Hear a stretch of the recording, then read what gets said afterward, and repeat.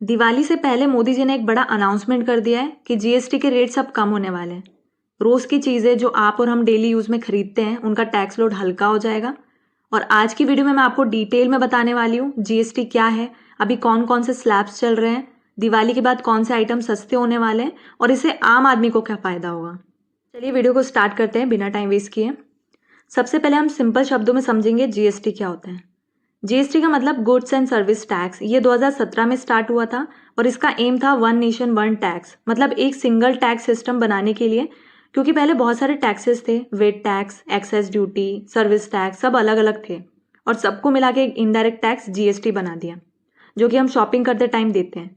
लेकिन प्रॉब्लम ये हुई कि बहुत सारे स्लैब्स होने की वजह से बहुत कन्फ्यूजन होता था। अभी जीएसटी के मेन 4 स्लैब्स हैं, 5%, 12%, 18% और 28%। इसी की वजह से थोड़ा सा कंफ्यूजन और बीच वाले प्रोडक्ट्स जो हैं उन पे एक्स्ट्रा लोड आने लग गया।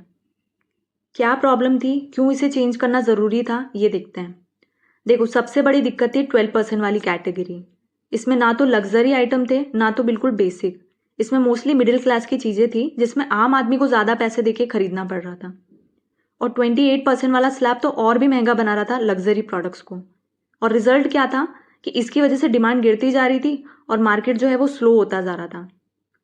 क्योंकि जब डिमांड गिरती है तो इकोनॉमी स्लो होती है। इसी की वजह से गवर्नमेंट को लगा कि सिस्टम को सिंपल बनाना पड़े, इसलिए मोदी जी ने अनाउंस किया कि दिवाली तक जीएसटी का नेक्स्ट जेन वर्जन आएगा।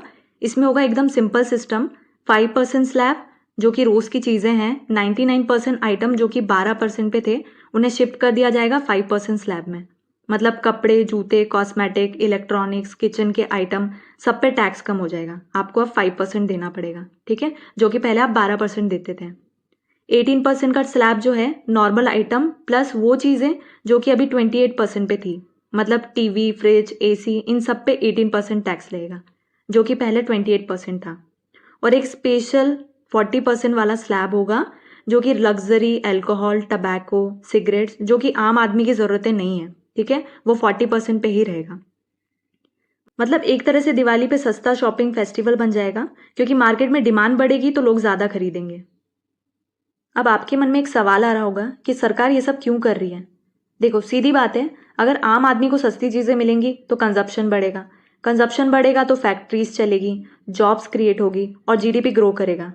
और वैसे भी दिवाली पे लोग शॉपिंग बहुत ज़्यादा करते हैं, तो अगर प्राइस कम होगा तो मार्केट बूम करेगा और सरकार को भी फ़ायदा होगा, ज़्यादा सेल होगी, ज़्यादा जीएसटी कलेक्ट होगी और लोग भी खुश होंगे।